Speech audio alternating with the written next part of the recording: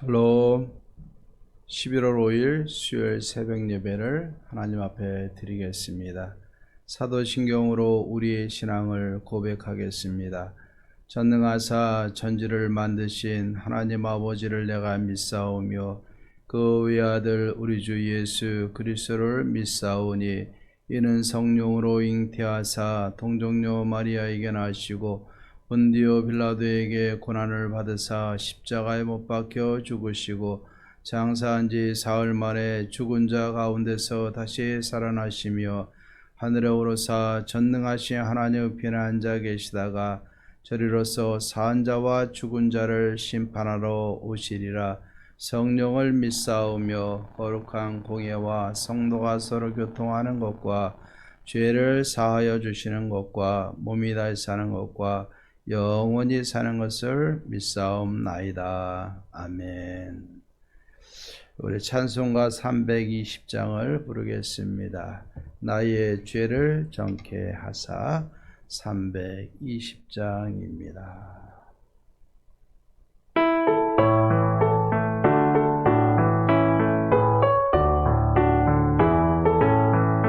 나의 죄를 정케 하사 주의 일꾼 삼으신 구세주의 넓은 사랑 항상 찬송합니다. 나를 일꾼 삼으신 주 크신 능력 주시고 언제든지 주 뜻대로 사용하여 주소서. 내게 부어주시려고 은혜 예비하신 주 은혜 채워주사 능력 있게 하소서. 나를 일꾼 삼으신 주 크신 능력 주시고 언제든지 주 뜻대로 사용하여 주소서. 죄의 짐을 풀어주시 주의 능력 그도다. 나를 피로 사신 예수 내 맘속에 오소서. 나를 일꾼 삼으신 주 크신 능력 주시고 언제든지 주 뜻대로 사용하여 주소서. 주여 내게 성령으로 충만하게 채우사 생명수가 강물처럼 흐르게 하옵소서. 나를 일꾼 삼으신 주 크신 능력 주시고 언제든지 주 뜻대로 사용하여 주소서.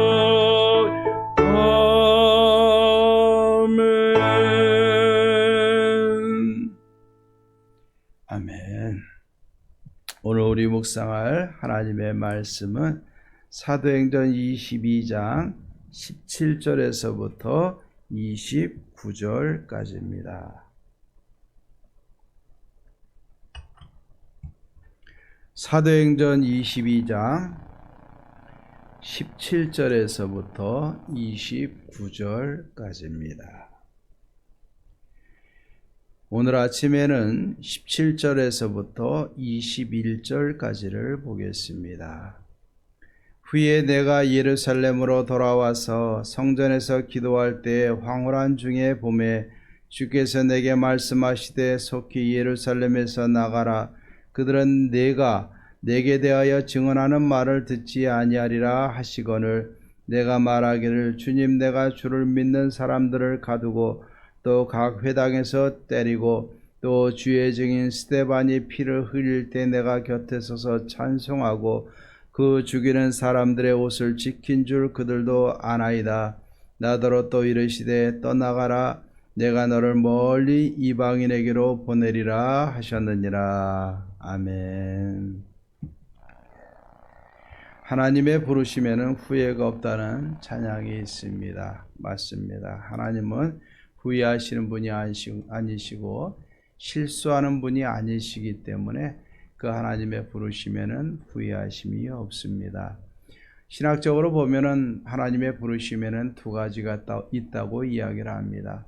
첫째는 구원으로 부르셨다. 또 둘째는 사역으로 부르셨다라고 이야기를 합니다. 우리가 예수님을 믿는 과정에 대해서는 많이 간증하고 고백합니다. 하지만 내가 이 사역으로의 부르심에 대해서는 확신을 가지고 자랑스럽게 이야기하는 소리는 많이 듣지 못합니다. 왜? 사명이라는 단어를 함부로 이야기할 수 있는 것이 아니기 때문에 그렇습니다. 교회가 한창 부흥하는 시절에는 다 나도 사명자다 이야기를 했는데 요즘 세상에는 성도님들과 사람들이 사명 이야기하는 소리를 잘 듣지 못합니다.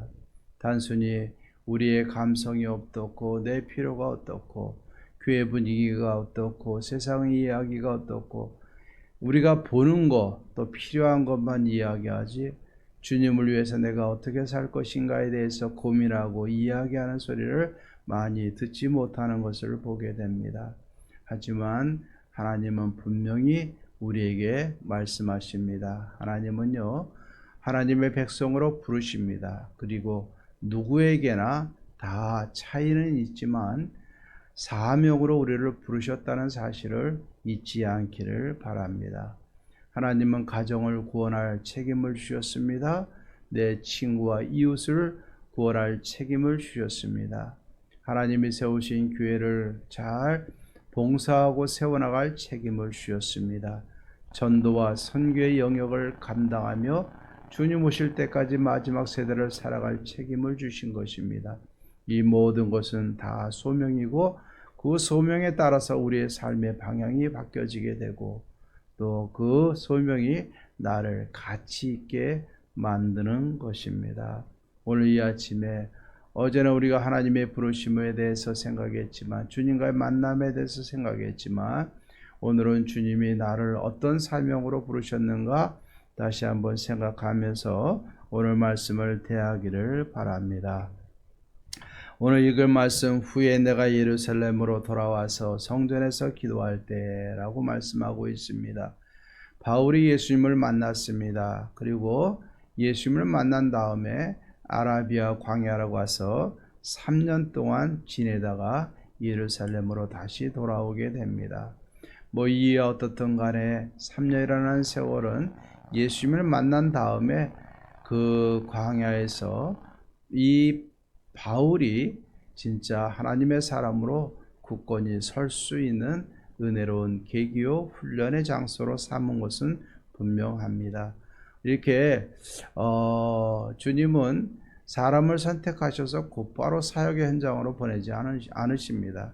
물론 이 바울은 예수님을 만나자마자 나가서 예수님을 전도하고 증거했지만 사람들은 훈련이라는 과정을 통해서 이제 사역자로 부르시게 되는 것을 봅니다. 이 바울을 부르신 하나님의 뜻이 있고 이 바울을 그 뜻을 감당할 수 있는 사람으로 훈련시키는 것도 하나님의 뜻이라는 것을 우리는 분명히 보아야 됩니다. 오늘 17절에는 그가 백성들에게 유대인들에게 간증하면서 내가 이 사명을 받은 장소 하나님의 부르심을 받은 장소가 어디냐 성전이다 라고 얘기하고 있어요. 예루살렘으로 와서 성전에서 기도할 때 황홀한 중에 주께서 말씀을 하셨다. 속히 예루살렘에서 나가라. 그들은 내가 내게 대하여 증언하는 말을 듣지 아니하리라 라고 얘기하는 것을 보게 되는 겁니다. 결국 이제 바울의 인생이 어디로 향해야 될지를 주님이 나타나셔서 말씀해 주시는 것입니다. 우리도 때에 따라서 기도합니다. 하나님 어느 길로 가야 하나님이 원하는 길입니까? 라고 묻고 기도합니다. 여러분 1차적으로 하나님 앞에 묻고 기도하는 자체가 복입니다. 물론 그 속에서 내 뜻을 굽히지 않고 행할 때 하나님의 맡기도 하시지만 먼저 하나님 앞에 내가 어디로 가야 되겠습니까? 묻는 것은 굉장히 좋은 일입니다. 우리도 우리의 인생을 위해서 또 내 자녀들의 앞날을 위해서 또 내 하루하루의 삶을 위해서 하나님 앞에 묻고 시작하시면 주께서 우리의 삶을 하나님이 원하는 길로 은혜의 길로 인도해 주실 것입니다. 오늘도 주님이 저와 여러분의 삶을 인도하시는 은혜의 하루가 되기를 주의 이름으로 축원합니다. 자, 19절부터 보면 예수님께서 이어서 말씀하십니다.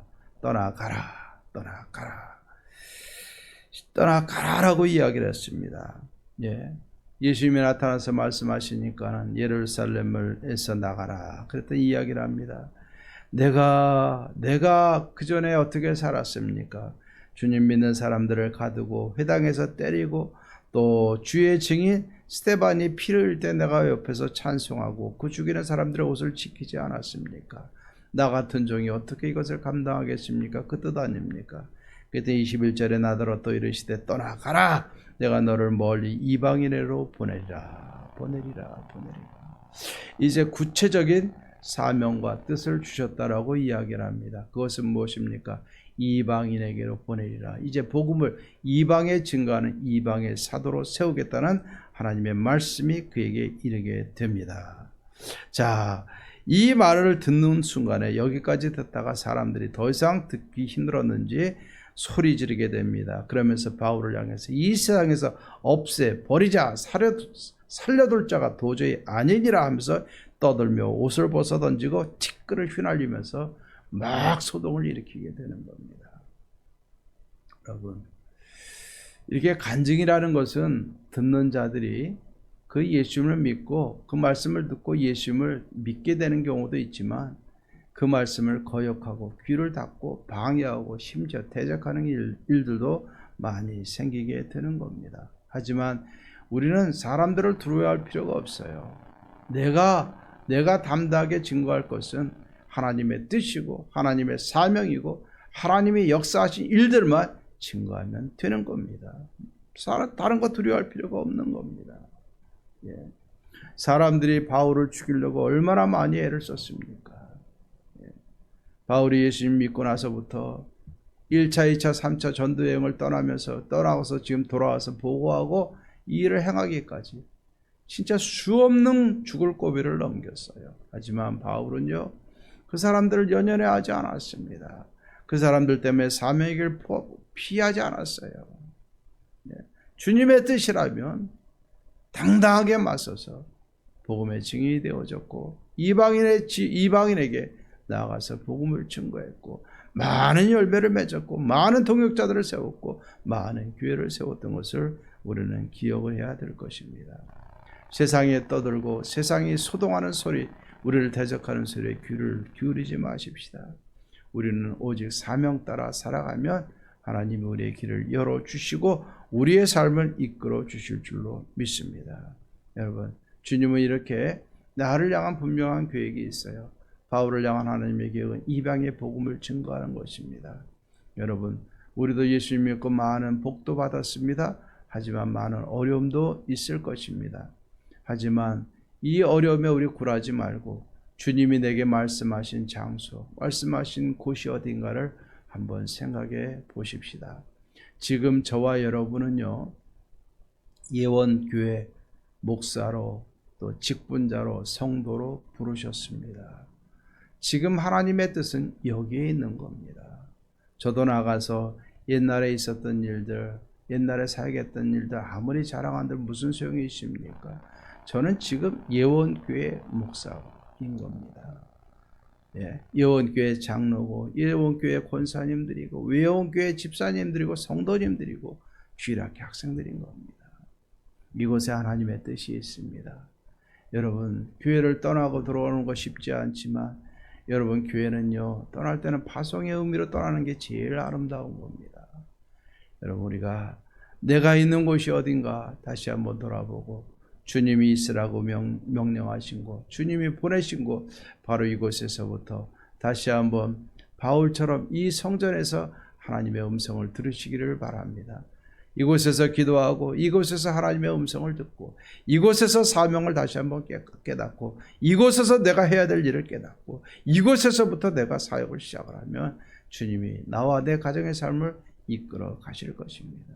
주님의 뜻에 이끄실 때 하나님이 도와주십니다. 오늘 연이어서 24절에서부터 29절까지를 보면은 이렇게 백성들이 소동을 하니까 천부장이 예, 바울을 데리고 영내로 들어갔어요. 그리고 바울을 신문해서 이 떠드는 이유가 무엇인지를 예, 알아내려고 바울을 채찍질하고 신문하라고 명령을 합니다. 그리고 바울을 가죽줄로 묶었습니다. 그랬더니 바울이 옆에 있는 사람에게 이야기합니다. 너희들이 로마 시민된 나를 죄도 정하지 않냐고 채찍질할 수 있느냐라고 물었습니다. 그랬더니 옆에 있던 백부장이 천부장에 가서 구하고 천부장이 두려워서 오게 됩니다. 내가 진짜 로마 시민이냐? 나는 돈을 많이 들여서 로마 시민권을 샀는데 너는 어떻게 로마 시민이 되었느냐? 나는 나면서부터 로마 시민이었다. 그러니까 결국 그는 예, 신문하던 사람들을 다 물러가게 하고 그가 로마 시민인 줄 알고 그 결박한 것 때문에 오히려 자기에게 해를 당할까 두려워하면서 한 걸음 물러서는 것을 보게 됩니다. 여러분, 이렇게 담대히 하나님의 말씀을 증거하면 하나님은 언제건 보호할 자들을 붙여주시는 겁니다. 여러분, 예수님도 마찬가지입니다. 예수님이 3년 동안 공생의 기간 동안에 사역하면서 예수님을 얼마든지 죽일 수 있었어요. 하지만 성전에 있을 때, 예루살렘을 다닐 때, 갈릴리를 다니고 여러 선교 지역을 다닐 때 여러분, 그 누구도 예수님을 해하지 못했어요. 왜? 때가 아니기 때문에 그런 겁니다. 주님이 모든 이 땅의 공생의 사역을 마치고 십자가를 져야 될 때 예수님은 십자가를 지신 거예요. 바울도 마찬가지입니다. 그가 부르심을 받고 사명을 감당할 때 여러분, 하나님이 보호하셨어요. 그가 돌에 맞기도 하고 파선을 당하기도 하고 쫓겨나기도 하고 죽을 고비에 처하기도 여러 번 했지만 하나님은 그럴 때마다 보호하셨고 피하게 하신 분이 하나님이시고 그를 통해서 교회를 세우고 이방의 선교 사명을 이루게 하신 겁니다. 바울도 물론 순교당했어요. 예, 순교당했어요. 하지만 순교 때 순교를 당한 것이고 예, 그 다음에는 하나님이 다 보호하셨어요. 우리들의 살고 죽음도 하나님께 달린 겁니다. 내가 죽음에 처하더라도 당당하게 죽음을 맞이하면 되는 것이고 죽음에 처하기 전까지는 죽음을 두려워할 필요가 없는 겁니다. 믿음으로 기도하고 모든 문제에 맞서서 당당하게 살아가면 하나님이 보호해 주세요. 살 길을 주시고요. 보호자를 붙여주시고요. 피할 길을 우리에게 보여주시는 겁니다. 그렇기 때문에 여러분, 우리가 믿음 생활하다가 많은 어려움이 닥치고 힘든 일이 닥치더라도 절대로 포기하지 말기를 주의 이름으로 축원합니다. 하나님이 계십니다. 하나님이 도우십니다. 하나님의 사명 따라 사는 사람들의 삶을 책임져 주십니다. 우리가 고난받는 것, 하나님의 사람으로 바르게 세우기 위해서 고난받기도 하지만 내가 잘못 살아서 고난받는 일이 더 많은 것을 봅니다.